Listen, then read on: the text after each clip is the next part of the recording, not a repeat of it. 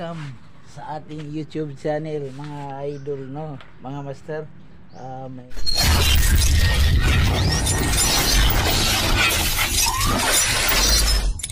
May nagtanong sa atin kung marunong ba tayong mag-wiring ng isang motor starter o motor control. So mayroon tayong mga dito, contactor, breaker, sa may switch normally close saka normally open. Mag-wiring tayo line 1, line 2. Line 1,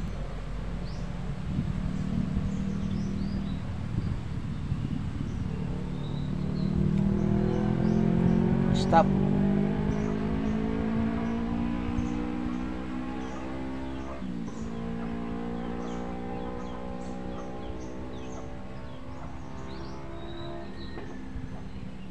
Start.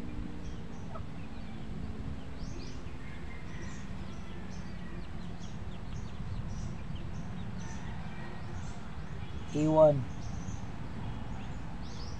E2,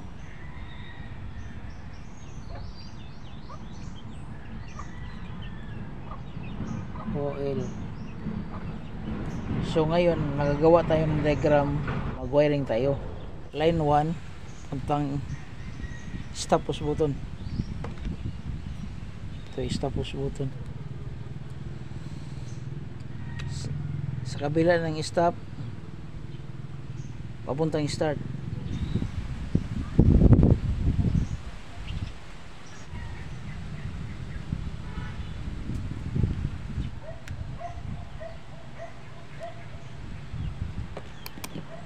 Yan, line 1, stop.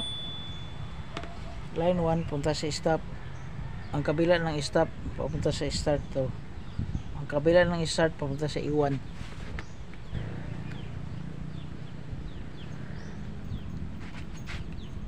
Ito punta sa E1. E1. Kabila ng E1, E2 papunta sa overload.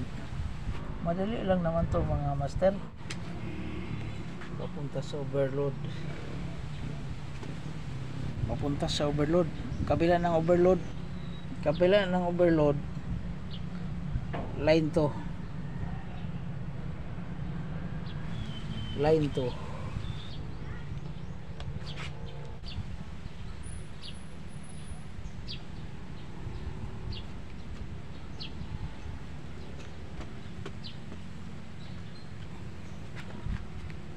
So natapos na tayo mag-wiring ito.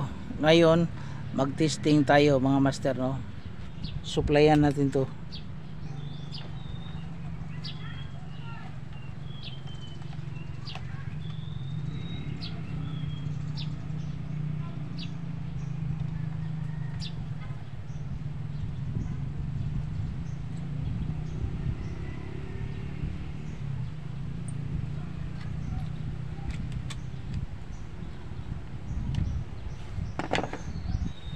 Ngayon, testing tayo. Saksak natin to. Isaksak natin to doon. Yan. Tapos i-on natin.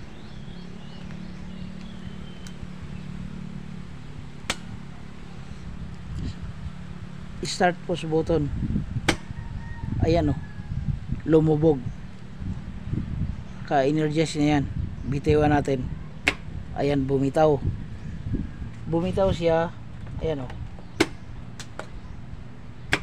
Bumitaw siya dahil walang holding coil. So maglagay tayo ng holding coil. Ayan. I-off muna natin. So ngayon maglagay tayo ng holding coil dito. Normally open. Yan. Maglagay tayo ng holding coil para pag on natin lagi lang itong nakalubog. Ngayon kung hindi mo alam kung saan ilagay yung holding coil, so hanapin mo dito yung normally open. The tester. Ayan, pumalo.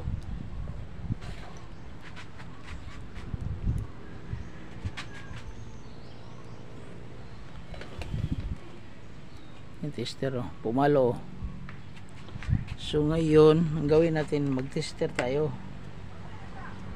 Saan yung normally open? Oh, dito yung normally open, no? Ito normally close. So normally open tayo. Normally open sa start push button. Start push button.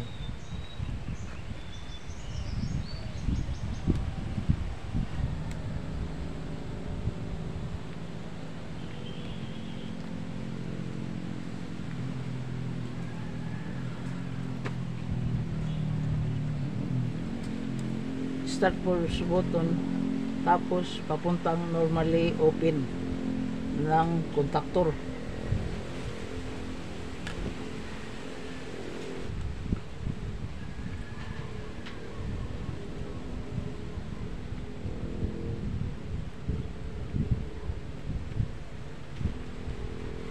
Normally open ng contactor. Normally open ng contactor papuntang sa A1, or pwede rin dito na lang sa switch push button.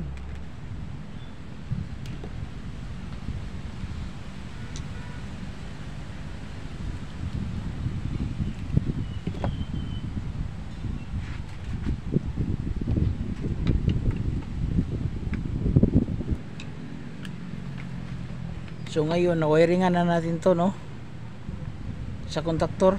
So mag-testing tayo uli. On na natin.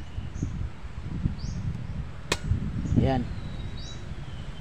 Kanina pag start natin nakabaon to, pag binitawan natin to umaangat din to. Ngayon start natin, bitawan natin, ayan, oh, gawa yung nakalagay na tayo ng holding coil. Stop, start, stop. Ngayon maglagay tayo ng pan motor. Yan, lagay natin yan.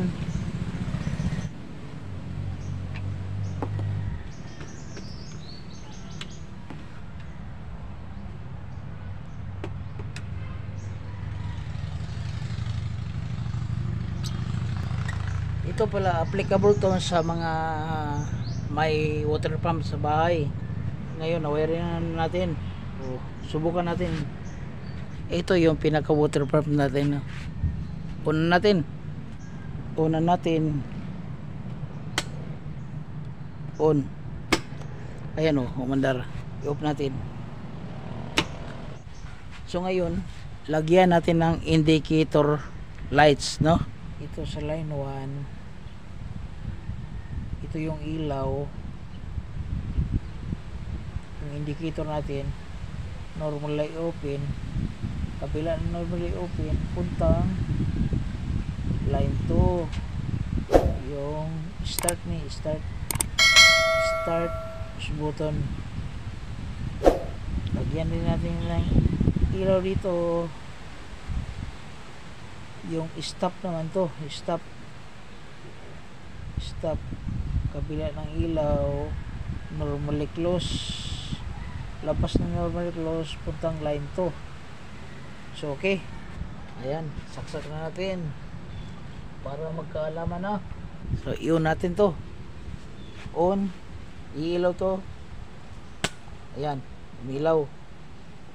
Start natin, iilaw to, under to, ayan, ilaw, under.